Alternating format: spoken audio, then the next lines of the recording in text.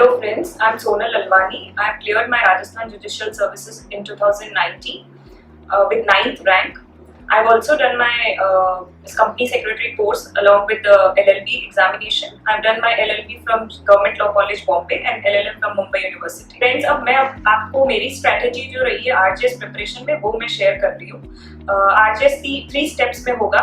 First preliminary stage, second main stage, third interview stage. Preliminary examination जो है उसका subject and mains का subject same है, तो कभी भी प्रिपरेशन में आप मेंस के लिए अलग से स्ट्रैटेजी या प्रीलिम्स के लिए अलग से पढ़ना ऐसे नहीं करें. जो स्टार्ट से आप फोकस है वो हमेशा मेंस पे रखें, प्रीलिम्स अपने आप क्लियर हो जाएगा. प्रीलिम्स के लिए कुछ यूजफुल टिप्स हैं जो मैं अभी आपके साथ शेयर करूंगी. फर्स्ट स्टेप तो ये है कि आपका 100 मार्क्स का पेपर है, उसमें 70 मार्क्स लॉ का रहेगा, 15 marks English grammar, 15 marks Hindi grammar. Important point ये है कि जो हिंदी मीडियम के स्टूडेंट्स हैं वो इंग्लिश ग्रामर पे स्पेशल फोकस करें. जो इंग्लिश मीडियम के स्टूडेंट्स हैं वो हिंदी ग्रामर पे स्पेशल फोकस करें. इसमें जो बुक्स मैंने रेफर की है वो मैं आपको डिस्क्रिप्शन में नीचे प्रोवाइड हो जाएगा. उसके सिवा आप जो भी स्टडी कर रहे हैं प्रीलिम्स के लिए उसमें बेरेक्स पे स्पेशल फोकस रखें. प्रिलिमिनरी एग्जामिनेशन में अगर सबसे इम्पोर्टेंट कुछ है तो वो है बेरेक्स. उसमें स्पेशली जो बेरेक्स है उनको एग्जामिनेशन पॉइंट ऑफ व्यू से अगर आपको पढ़ना है तो अब आप क्रैमिंग नहीं कर सकते, because papers are not any more direct और स्ट्रेट फॉरवर्ड. बहुत इंटरप्रेटिव एनालिटिकल पेपर्स हो गए हैं, इसलिए आप सेक्शन को अच्छे से पढ़ें, उन्हें समझें. उस पर केस लॉज हैं तो उन्हें भी अच्छे से देखें. आईपीसी वगैरह में इलस्ट्रेशंस भी दिए हुए हैं, उनके ऊपर भी स्पेशल फोकस रखें. उससे आप जितना अच्छा सेक्शन समझ पाएंगे आप उसी हिसाब से आपके आंसर्स या आपके जो मल्टीपल चॉइस में, because it can be a lot more tricky to find out which is the right answer there. इसीलिए हमेशा आप एनालिटिकली उसको अच्छे से पढ़ें. उसके सिवा अगर प्रीलिम्स की बात करें तो एटलीस्ट 4 टाइम्स आप बेरेक्स अच्छे से करके जाएं प्री एग्जामिनेशन से पहले. सेक्शंस भी आपको विद टाइम जो इम्पोर्टेंट सेक्शंस है वो याद हो जाएंगे, और अगर ना हो तो आप इंडेक्स से उनको रिवाइज करने की कोशिश करें तो इससे आपको और जल्दी याद होगा. ये मेरी पर्सनल स्ट्रैटेजी रही है. मैं इंडेक्स से ज्यादा सेक्शंस याद करने की कोशिश करती थी. After I completed the entire syllabus I used to go through index a lot. उसके सिवा अगर आप एक चीज सबसे इम्पोर्टेंट ध्यान रखें कि एग्जामिनेशन में बहुत सारे बुक्स प्रोवाइड होते हैं, बहुत सारे नोट्स होते हैं, बहुत सारे कोचिंग मटेरियल्स होते हैं, but always keep one source and go through that multiple times rather than going through lot of sources. अगर आपके पास 2 या 3 बुक्स हैं और आप सबसे पढ़ना चाहते हैं तो देन एंटायरली उस सिलेबस को एक ही बुक में कंपाइल कर लें या नोट्स बना लें और उनके थ्रू आप रेगुलरली गो थ्रू हो. अगर प्रीलिम्स के लिए कुछ 3 इंपॉर्टेंट पॉइंट्स हैं तो वो है रिवाइज एंड रिवाइज. सबसे ज्यादा जितना आप रिविजन करेंगे उतना आपके लिए ये फायदेमंद होगा. Some other useful tips is do not ever ignore minor subjects. Second, paper में नेगेटिव मार्किंग नहीं है तो आप कोई भी क्वेश्चन छोड़ के ना आए, सब कुछ अटेम्प्ट करें. एंड थर्ड, हमेशा ग्रामर का जो पोर्शन है 15 मार्क्स का इंग्लिश, 15 मार्क्स का हिंदी, उस पर भी फोकस करें बिकॉज इन टोटल उसका 30% वेटेज. अब मैं आप लोगों के साथ नेक्स्ट स्टेज जो है दैट इज मेंस प्रिपरेशन, उसके बारे में पूरी स्ट्रैटेजी डिस्कस करूंगी. मेंस में 4 पेपर्स होते हैं, civil, criminal, one is Hindi essay writing, one is English essay writing. Civil examination और criminal examination will particularly cover entire law subjects, और हिंदी essay writing और English essay writing में 3 essay पूछे जाएंगे और it will be 2 hours paper. Hindi ऐसे writing और English ऐसे राइटिंग में आपको कंटेम्प्ररी इश्यूज प्लस राजस्थान के फेस्टिवल्स, कल्चर, हेरिटेज, इनके बारे में भी पूरी नॉलेज होनी चाहिए. प्लस लीगल इश्यूज या सोशियो लीगल जो कंटेम्प्ररी इश्यूज चल रहे हैं या जो रिसेंट सुप्रीम कोर्ट जजमेंट्स हैं उनके ऊपर आप स्पेशल फोकस या टैब रखें. हिंदी ऐसे राइटिंग और इंग्लिश ऐसे राइटिंग के लिए मैंने एटलीस्ट 2 to 3 बुक्स रेफर की थी. The names of the books I will write down in the description box. और उसमें आप जो है ऐसे राइटिंग की प्रैक्टिस भी करें जितना हो सके. At least once a week or twice a week write essays on topics so that it's important that you have the speed of the writing also. Timing जो है वो 2 घंटे मिलेगा आपको लैंग्वेज पेपर के लिए और 3 घंटे मिलेगा लॉ पेपर के लिए. उन 2 घंटों में ऐसे लिखना can be a difficult task if your speed of writing is not very good. तो उसके लिए आप जितना हो सके प्रैक्टिस करें. सेकंड, जो लॉ पेपर्स हैं उनके लिए भी मेरा फर्स्ट सबसे इम्पोर्टेंट टिप यही है कि आप कोई टेस्ट सीरीज अटेंड करें। या तो आप खुद अटेंड करें, आप खुद पुराने पेपर्स लेकर उन्हें सॉल्व करें, और या फिर आप किसी जगह जाके टेस्ट सीरीज दे सकते हैं। टेस्ट सीरीज में आपका स्पेशल फोकस ये रहना चाहिए, जो पर्टिकुलर कोर्स है आपका वो आप सेग्रीगेट कर दे। उस जो 2 मंथ्स या 3 मंथ्स का टाइम पीरियड मिलेगा आपको प्रिलिमिनरी से मेंस एग्जामिनेशन के बीच, उस सेग्रीगेशन में every day decide a particular area of the law and prepare that very well, and the next day आप उस टेस्ट सीरीज को अटेम्प्ट करें। Very important focus should be on कि आप जितना हो सके आंसर को एक कोहेरेंस और उसमें एक हायरार्की रहनी चाहिए। जैसे सबसे पहले आप आंसर के जो लीगल सेक्शन है उसके बारे में बताएं, फिर उसका इंटरप्रिटेशन जो है अपनी लैंग्वेज में वो बताएं, उसके बाद रिलेटेड केस लॉज हैं या लॉ कैसे इवॉल्व हुआ है इतने इयर्स में फ्रॉम इंडिपेंडेंस टिल डेट, तो उससे जो भी इवोल्यूशन है उसके जो इंपॉर्टेंट जजमेंट्स है वो आप कवर कर सकते हैं। उसके लिए काफी आपको जो है रिसर्च करना, plus you can also refer books like CPC के लिए आप टकवानी है, या सीआरपीसी के लिए केलकर है, एविडेंस के लिए बटुकलाल है, और भी बुक्स हैं जो मैंने रेफर की है, वो भी मैं आपको नीचे लिंक में दे दूंगी। उसमें आप फोकस करें कि इनके थ्रू भी आप नोट्स बना लें।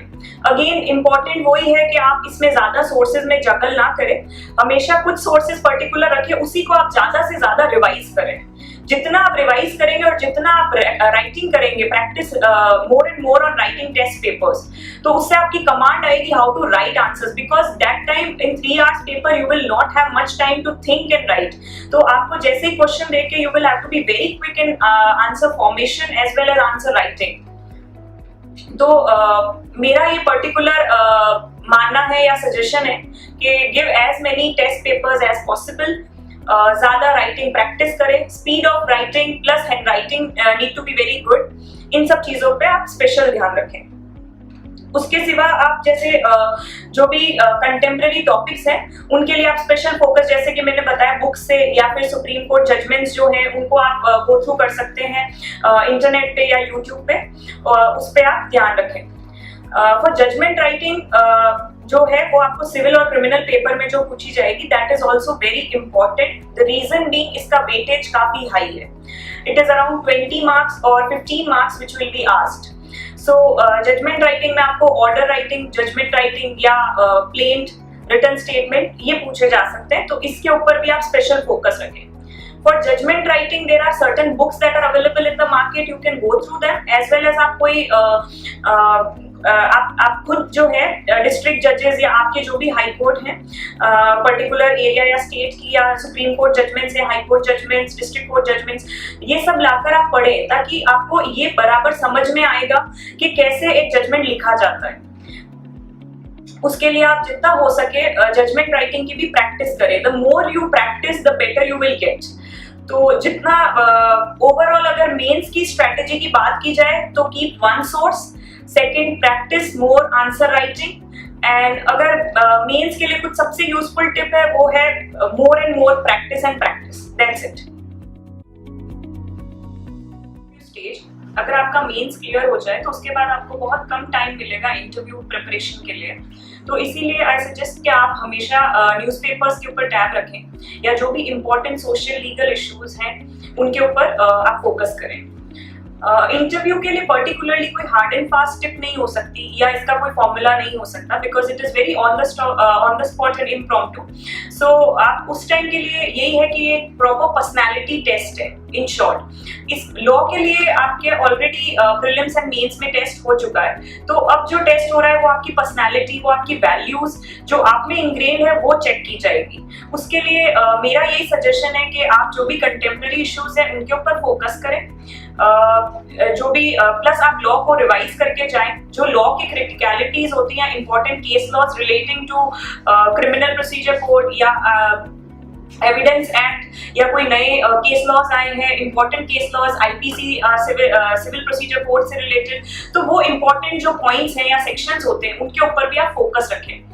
आप और एक ध्यान रख सकते हैं कि आप हमेशा ऑनेस्ट रहें इंटरव्यू में। So since they are checking your values, it's very important that आपकी जो लाइफ में प्रिंसिपल्स हैं या सिस्टम्स हैं उनको आप उधर बिल्कुल as it is, be who you are is what I can say in the interview. जो आप हैं बस वही आप वहां पे रहें, ऑनेस्ट रहे, पोलाइट रहे, कर्टियस रहे। वहां बॉडी लैंग्वेज बहुत इंपॉर्टेंट है, how you sit, how you speak, आपकी वॉइस, आपकी पॉइस, आपका पॉज कहाँ पे, आप कितने ह्यूमिलिटी है आपके अंदर, आप कितने पोलाइट है, ये सब आप बहुत चीजें जो है देखी जाएगी। तो ओवरऑल इंटरव्यू के लिए 100% स्ट्रैटेजी नहीं हो सकती, आप सब कुछ कवर करके जाएं। बी इट योर पास्ट में आप जो, अगर आपने पर्सनली मेरा LLM जो है कमर्शियल लॉ में था, तो मुझे उसके रिगार्डिंग काफी क्वेश्चंस पूछे गए थे। And that is why I am saying कि जो अब तक आप करते आए हैं, चाहे LLB हो, चाहे आपने LLM की हो, या आपने CA, CS या कोई भी और कोर्स किया है, एडिशनल कोई भी और डिग्रीज ली है, उनके ऊपर भी आपका कमांड होना चाहिए कि आप जो पढ़ के आए हैं वो सब आपको पता है। You are having knowledge about all the new developments in law. कोई नया बिल है, कोई नया लॉ पास हो रहा है, उसके ऊपर टैब रखें, क्या उसका ऑब्जेक्ट है, क्यों वो पास हो रहा है, इन सब पे भी ध्यान रखें। तो ओवरऑल मैं ये कह सकती हूँ कि आप इंटरव्यू के लिए ओवरऑल तैयारी करें। लॉ से भी सोशल लीगल इश्यूज, आपकी पुरानी जो आपने LLB LLM जिसमें की है वो इम्पोर्टेंट है, जो न्यू डेवलपमेंट्स है लॉ के उनके ऊपर भी फोकस रखें, प्लस आपकी body language and honesty and integrity which are the most important things. So I think that is all about the interview stage. I think that covers the entire prelims, means and interview. इसके सिवा अगर आपका interview clear हो जाता है then it's great, you cleared your judicial service examination, and moreover I can also give certain important useful tips also.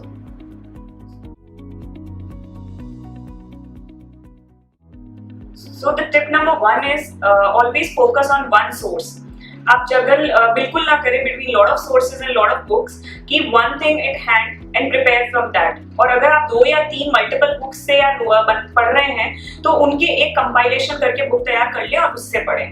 Next is आप pre या mains बिल्कुल अलग स्ट्रैटेजी करके ना पढ़े कि पहले प्री के लिए तैयारी करें, प्री पास होने के बाद हम मेन की तैयारी करेंगे, वो बिल्कुल वर्कआउट नहीं होता है, because you won't get lot of time after the pre examination and between main examination. So always keep in mind mains examination, आप बस उसको अच्छे से पढ़े सेक्शंस को और उसको समझे, आप मेंस की तैयारी करेंगे, प्री अपने आप हो जाएगा।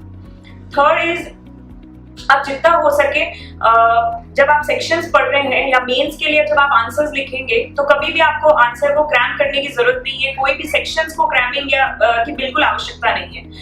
But it is very important कि आप सेक्शंस के जो कीवर्ड्स हैं या जो उसका एसेंस है उस पर आप फोकस करें, and when you are writing the answers आपके वो कीवर्ड्स और एसेंस नजर आना चाहिए। इट इज नॉट इम्पॉर्टेंट कि आप वर्बेटिम या एज इट इज उस चीज को आंसर में लिखें सेक्शन को। तो that is my personal opinion, cramming की बिल्कुल आवश्यकता नहीं है, एसेंस और कीवर्ड्स पे फोकस। नेक्स्ट इज हमेशा बेरैक्स पे फोकस करें।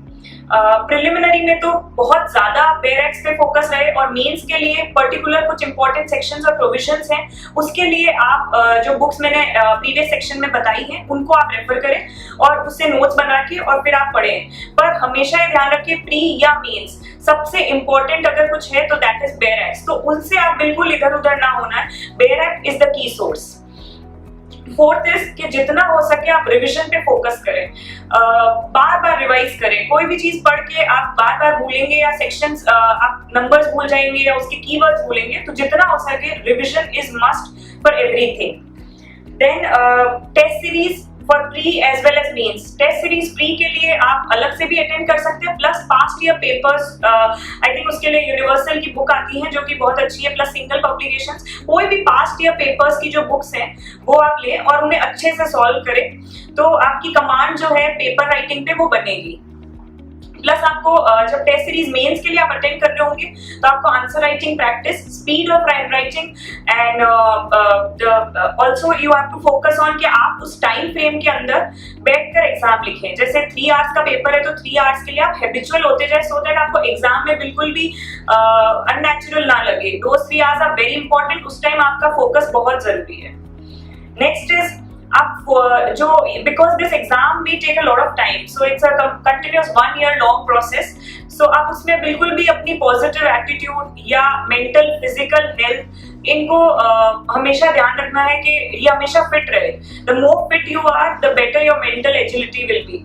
तो इसके लिए मैं यही सजेस्ट करती हूँ कि पॉजिटिव एटीट्यूड रखें और फेथ रखें, plus be mentally and physically very fit, exercise करें या जो भी आप तरीके हैं आपके फिटनेस के उस पर भी फोकस करें, बिकॉज ये बहुत लॉन्ग टर्म हो सकता है, या शायद आपका एक बार में ना हो तो 2 या 3 बार। तो फोकस बिल्कुल लूज ना करें, कंटिन्यूस प्रिपरेशन करते जाएं, आज नहीं तो कल यू विल गेट सेलेक्टेड, और आप अच्छे से प्रिपेयर करते रहेंगे तो हमेशा होगा कि पॉजिटिव रिजल्ट भी मिलेगा।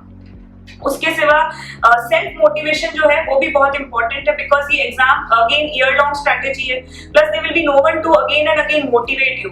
तो अगर आपने बना ही लिया है गोल कि आपको अगर जुडिशरी का एग्जाम क्लियर करना है तो आप बहुत सेल्फ मोटिवेटेड रहे, तो उससे आप अच्छे से प्रिपरेशन कर पाएंगे and every day you will have to be on your feet और बहुत अच्छे से आपको फोकस करना पड़ेगा। लास्ट में मैं सिर्फ 2 लाइन कहना चाहूंगी आप सबके लिए कि अगर इरादा बना ही लिया है तो फिजूल है देखना कद आसमान का। Thank you so much friends, आप लोगों के साथ मुझे स्ट्रैटेजी शेयर करके बहुत अच्छा लगा। I hope it will help you and bye and नमस्ते।